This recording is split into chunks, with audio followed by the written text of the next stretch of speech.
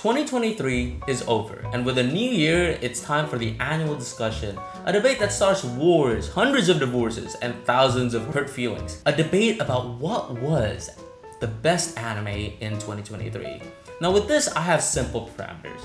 No season 2s, no OVAs, just animes that start in 2023 and end in 2023.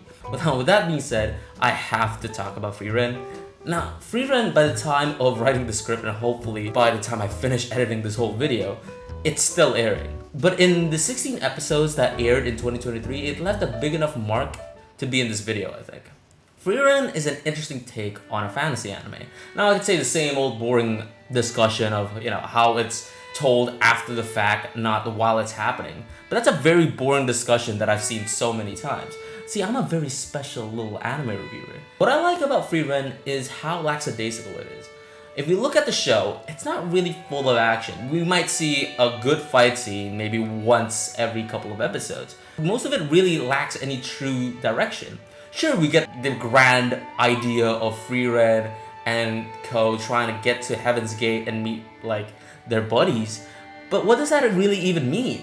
In the heart of it, the show is really just a bunch of random stories here and there. You got Frieren being sleepy, Stark and Fern nonsense.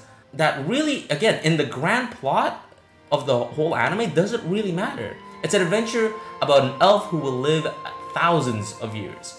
Of course it feels slow-paced and lackadaisical, because that's how Frieren is. A slow-paced adventurer who would spend decades in a city just to learn the simplest magic. A slow-paced and lackadaisical adventure anime is what makes Frieren a 9 out of 10 anime in my eyes, not the after-the-fact storytelling. Now on to the actual list. Heavenly Delusion is an anime that looks good and is filled with mystery and twist. The plot of that show is divided into two. You got the adventure side of Kuroko and Maru, and the camp life of Tokyo and Ko. Heavenly Delusion, as the name suggests, likes to play around with the idea of nothing is as straightforward as it seems, which blends well with the mystery thriller theme that it's going for. You got the organization that tries to fix people, you got the whole arc with Juichi, and of course, Kuroko's herself. Look, whatever it is, Kuroko isn't a tomboy, but it's in fact just straight up a boy. It makes the audience stay on their feet on where the next turn is going to happen. Not to mention the mysteries that go behind this world, and a plot that makes you grasp enough to understand it and be intrigued, but weak enough to ask more questions. Now this anime blends in a romantic comedy somehow, but it somehow works like a charm. Sure, Tokyo getting pregnant with an alien baby isn't the funniest ha-has of the year, but Kuroko and Maru's gay, trans relationship, whatever it is, I don't care if they're both dudes, I just want them to bone, and that's final. This is not my anime of the year because I feel like this anime has so much more to tell. And I'm sure the second season will come and will be bigger than ever. It will be bigger than this first season. Buddy Daddies is a knockoff of Spy X Family. I get it. It's like a gay couple's Spy X Family, which really makes it better. Kid, of course, it makes it worse. Although on the outside it might look the same, its soul is very different. Spy X Family, I don't know how people don't get this. It wants to be a slice of life anime.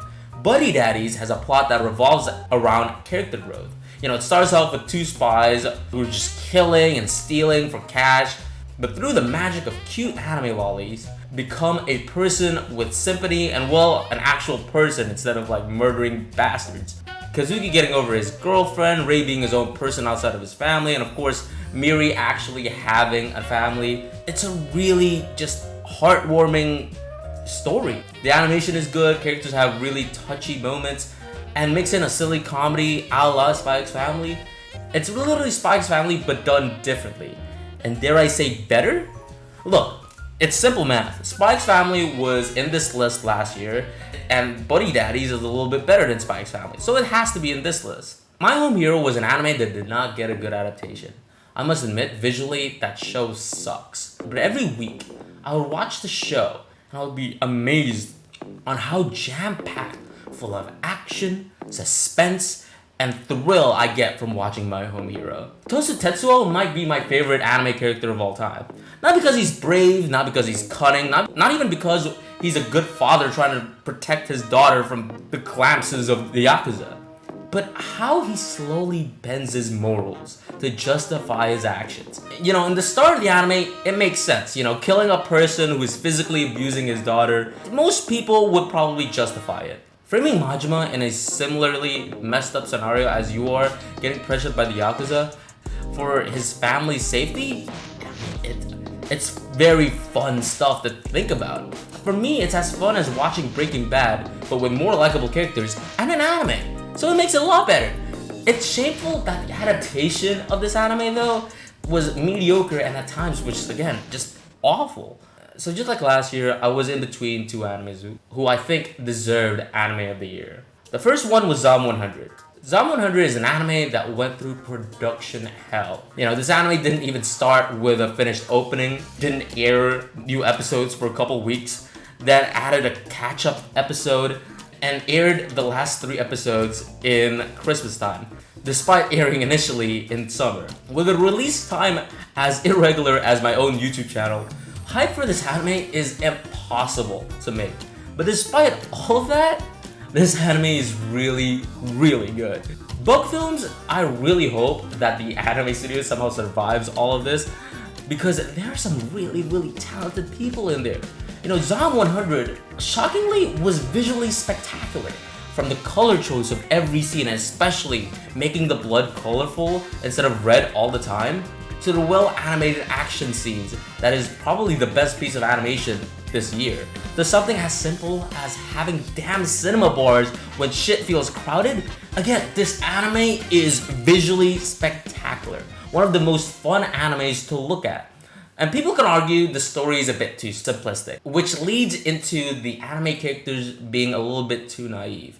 Now, the concept of a zombie apocalypse has been done so many times before. The moral it tries to teach is not really world-shattering. The saying "you only live once" is such a cliche, but simplicity doesn't make something bad. In fact, simplicity makes it easier to appreciate Zom 100. The show, because of its amazing adaptation, makes such simplistic stories touching and endearing. I don't see these characters as naive. I see them as endearing, as people who just want to live life to the fullest despite the depressing and tragic position they are in. The moral that it tries to preach is so simple to understand, but it's not like it's wrong. You should live like every moment is your last. It is an anime that somehow touched my heart with such simple commands. And for that, it is one of the best animes to air in 2023. The other anime that I consider to be the best anime of 2023 is Migi Todali. Now, this was the last published work that Migi Todali's author Nami Sano wrote before passing away. And what a show this was. Now, it starts off strange. Migi Todali switching places, the weird light that we see people in the village, the strange way the animation looks for the whole show. It also had a very interesting mystery aspect with it. The death of the mother and the conditions that the twins had to go through. If you give this anime a 3-episode rule and drop it by the 3rd, you have completely missed what made the show special, what made the show great. The show is a great mystery anime with an amazing character development arc in its wings. It is filled with characters that by the end of the anime you can't help but love. It is an anime with a lot of questions, and by the last episode, every single question was answered. It also teaches a very interesting moral too. Everyone's path is different. Even if you are twins, your path and your goals would be different. It is such an interesting take, considering that, most of the time in media, we see twins as the same character. But in reality, everyone is different. Every path is different, even if you are twins. That is what Migi Todali wanted to preach, but very slowly and very meticulously.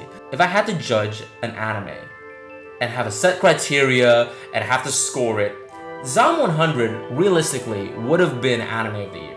But I'm only human, and the untimely death of Nami Sano is a major factor in this one. I think saying that Migi Todali is the best anime of 2023 just fits better in my heart.